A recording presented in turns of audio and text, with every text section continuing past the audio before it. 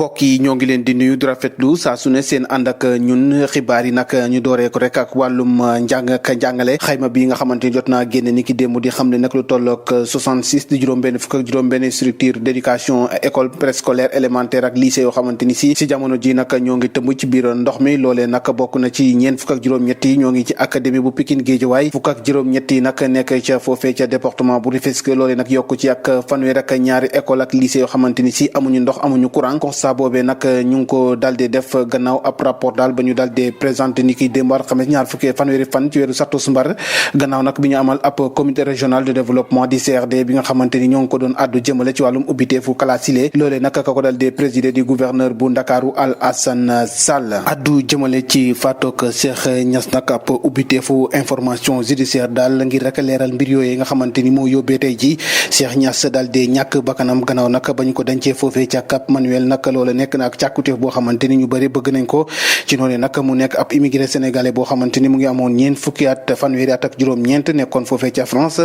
ñàkk bakkanam nag gannaaw ba nga xamante ni daal mu ngi woon foofee ca prison bu Cap Manuel nag mu nekk ay mbir yoo xamante ni nag jur na coow lu bari ba tax nag ki nga xamante ni moo di maître Assane Dioma Ndiaye di président de la Ligue sénégalaise des droits humains nag la mu bëgg rek moo di ñu daal di ci ubbi ab l'enquête bu leeral leer ndax coow loolee nag doon na li nga xamante ni bëri na lool ci jamono ji ci réew mi ñu wax ci mbirum trafic faux passeport diplomatique yi nga xamante ni lëmbe na lool réew mi waaye itam foofee ci assemblée nationale taqal leen ci mbirum ba ñuy taq rip nag mu doon loo xamante ni si am na député yoo xamante ni tudd nañ leen ci au delà si loolee sax nag li nga xamante ni moo di passeport diplomatique yooyee bu ñu sukkandikoo suñu naataango yi faree ci Témoin quotidien nag la ñu xëy bi ni nee na daal beneen filière boo xamante ni wàllum trafic visa Schengen gi nag boo muy nag daan leen uñi ba ñu set wecc ci loolee nag yooyu la bénéficiaire bokk na ci daal ay business frauduleux yoo xamante ni laale nañu si mel ni ay musiciens ak i chanteurs ak i woykat yoo xamante ni si bokk nañ ci siiw lool nekk ay célèbre orchestre yu faree ci réew mi ay artistes nag ñoom fexe nañu rek ba ci mbirum passeport yooyu nag ñu am ñoo xamante ni yóbbu nañ leen ñu daal di tukki moom mooy Jaaji Condé nag di xam li nag si biir cellule ga ma nekk nag am na ñoo xamante ni si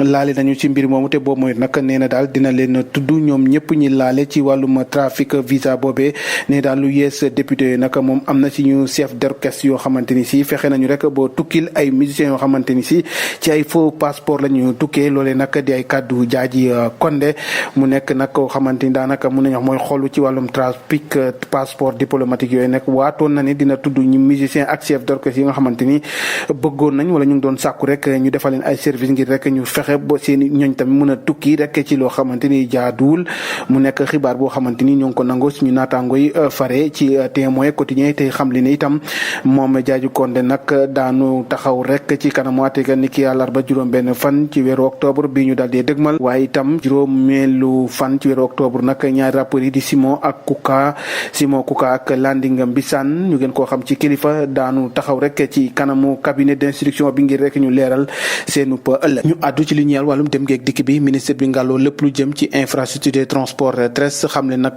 du yàgg dara lu toll ak ñetti junni car yu bees daal daan leen indi ci réew mi mu nekk xibaar boo xamante ni mu ngi ko dal di fësal gannaaw bi ñu amal lancement du fonds de développement des transports terrestres bu ñu sukkandikoo suñu naataango yi tamit xam ne nag car yu bees yooyu nag ñoo fi wuute njaga njaay yooyee nag ndax loolee itam doon na ab bëgg-bëgg xamante ni yàgg nañ koo taxawal ndax mu mun a wuutu rek car yu màggat yi nga xamante ni ñoo ngi daw ci biir dëkk bi loolee nag di kàddu Mansour Faye programme boobee nga xamante ni ba ñu ko tàmbalee ak léegi ci atum 2005 la woon daanaka yemb na fépp ci région yi waaye nag ba saa si témbee ñoo ngi wéy di gis rek li nga xamante ni si moo di njaga njaay di circuler ci dëkk bi ministre bi nag di xamle nag car yooyu nag daanu ñëw te daanu bàyyeekoo ci yeneen région ci réewum Sénégal wax rek addu jëmale ci wàllum mbas mi di Covid 19 tey ji nag itam gisuñu benn doomi aadama boo xamante ni ñàkk na bakkanam ci wopp Covid 19 waaye nag ña jote laale ak moom ni ki tey jii ba ñu ko càmbaree ba noppi nag toll na ci juróom-ñaar kenn rek moo nekk cas contact juróom-benn yi nekk ay cas communautaire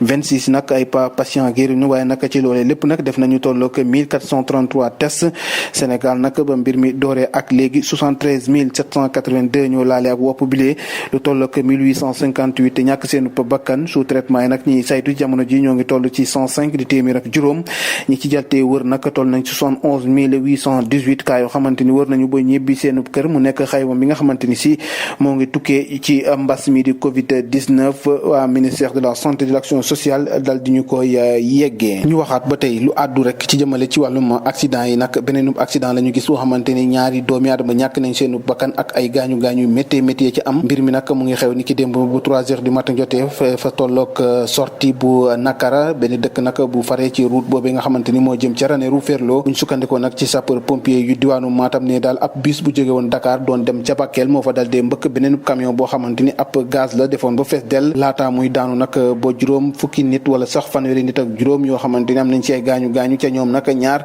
ñoo ci ñàkk seenub bakkan seenub niiw nag ak ñu gaañu-gaañu yëpp nag ñóbbu leen ci hôpital bu Ourossogui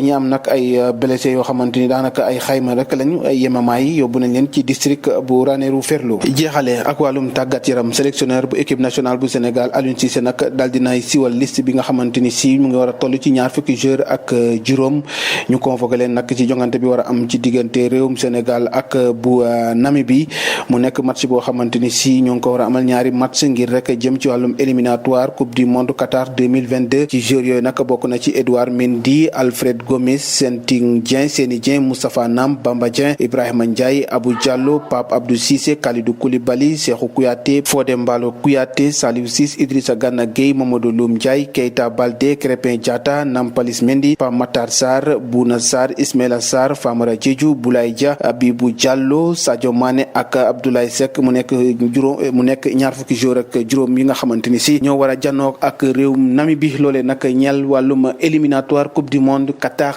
2022 cant ak ngërëm nee na leen lii la ñu amoon yéen a yegg leen ko ci xibaar di leen jaajëfal bu baax a baax ci xerewle gi lu mooy loolu itam ñu dig leen daje ëllëg beneen jotaayu xibaar jàngeen jëf